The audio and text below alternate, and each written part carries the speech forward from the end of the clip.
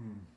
So, I think if you line up your majors with your potential spouse, um, it makes the downtime. It makes it makes when you're freewheeling. You know, like when you're just like in regular mode. You guys are kind of like on the same page. It's it's really weird.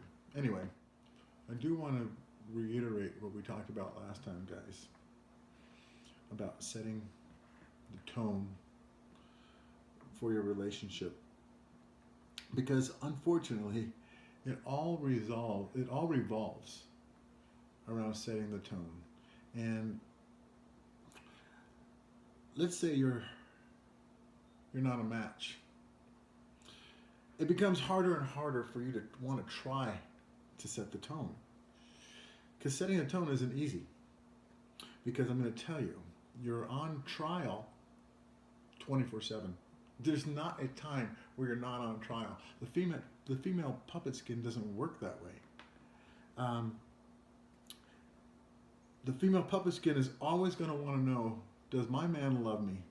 And I tell you, if you take a break, she can't help but notice.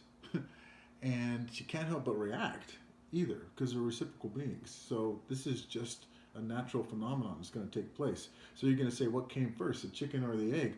Well, I don't do this and to provide the atmosphere for her because she does this and that. Well, that's not really how it works. You got to provide the atmosphere at all times, but it does make it hard if the core beliefs of you and your spouse don't even align. They're not even close. It just makes it difficult. So keep your think about those majors when you're dating because you're gonna have to set that tone. And I'm gonna tell you right now, your girl is basically a reflection of the tone that you set. Usually, usually women aren't as crazy as we make it out to be. Sometimes they're just crazy because they can't believe how volatile you are in setting the tone. Listen, just remember that you don't really get any rest. you when you actually when things are running smoothly and you're setting the tone, blah blah blah, and she's responding, you guys feed off each other, and it's just like you're newlyweds, or it's like you're just dating for the first time. I can't explain it. It feels that way because you had that feeling before. You had that when you were dating. I believe that you can surpass that dating feeling because when you start building your life with your spouse and start forging a relationship together, all that stuff just intensifies. It doesn't get worse. You shouldn't be at your best when you first get together. That should be the beginning point. And I can tell you that it does. It gets stronger and better. I cannot wait to see my wife. we just She is my buddy. We do hang, and I guess that's kind of an unfair disadvantage in our situation that we're talking about because it makes it a lot easier for me. I want to do all this stuff. I want to. So it just, but there was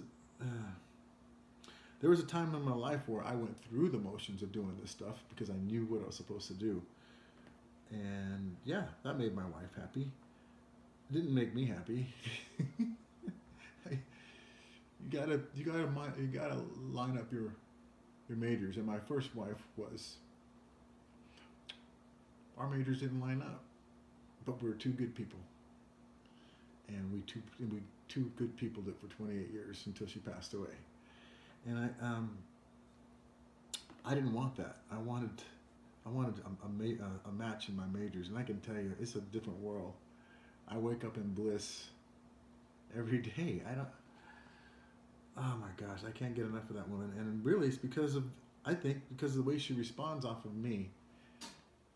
I give her a good atmosphere, and she responds beautifully. I don't want her to change a thing. Please, oh yeah, I definitely don't want her to change one thing. And I think everybody can have that, depending on how you know. The first part is, I think, is finding someone that you really line up with. Not that agrees with everything, but just that you line up with in your basics.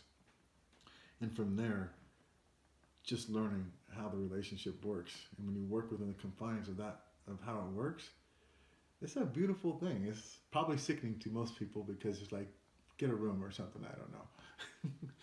But anyway, I hope that was helpful today. I want to say, remember to like and subscribe, and try some of my bath salts. They're actually pretty good. Oh, you know what?